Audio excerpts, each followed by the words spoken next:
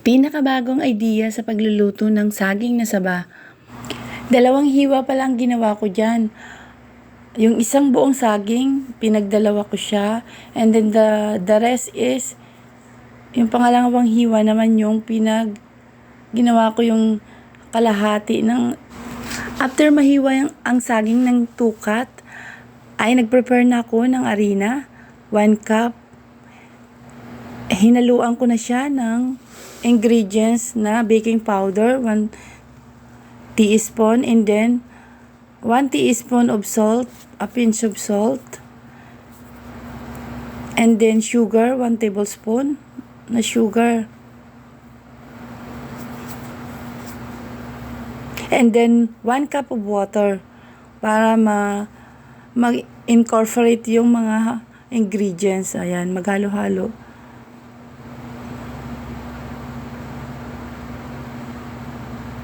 And then, halo-haluin na po natin. Mekos-mekos na yan. And then, pag nahalo na po yan, nag-prepare na rin po ako dyan ng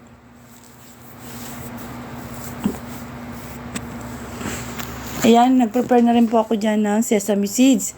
Para mamaya, ilalagay po natin yan. Yung sesame seeds po kasi maganda yan, healthy yan sa katawan. Ayan, gawin na muna natin ng brown ng konti. Yan, pag naging brown na yan ng konti, then hanguin na natin, then ihalo na rin po natin doon sa harina na ginawa. And then, ayan na nga po, pag nahalo na po lahat, nagpainit na ng mantika, and then ilalagay na po natin, yan yung unang hiwa. Yan, yung kalahati, pinag-apat ko, pinagdikit-dikit. Ayan, unang hiwa. Yan na po siya, guys. Ang sarap niya.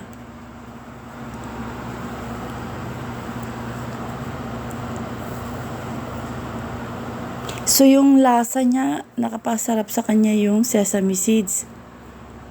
Dagdag sarap sa kanya.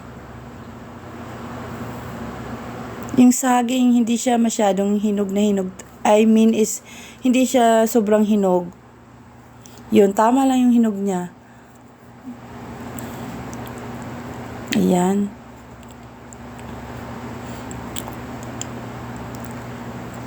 Masarap siya.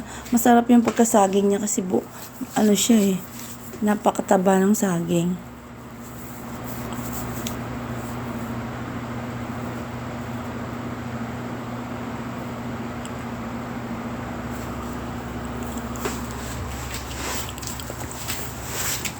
Yan yung pangalawang cut. Yan, yung isang saging pinagdalawa ko siya. Yan. So mas prepared ko yung yung half na saging, gagawin mong 4 siya. Tapos yun, lalagyan mo siya ng harina, yung hinalo-halo na mga ingredients na harina. Ayan. Mas i-prepared ko yung una, mas okay siya kaysa dito sa ginawang cut na pangalawa. Saging na saba is mayaman sa potassium. Maganda sa katawan. Kaya mas maganda kumain ng araw-araw nito.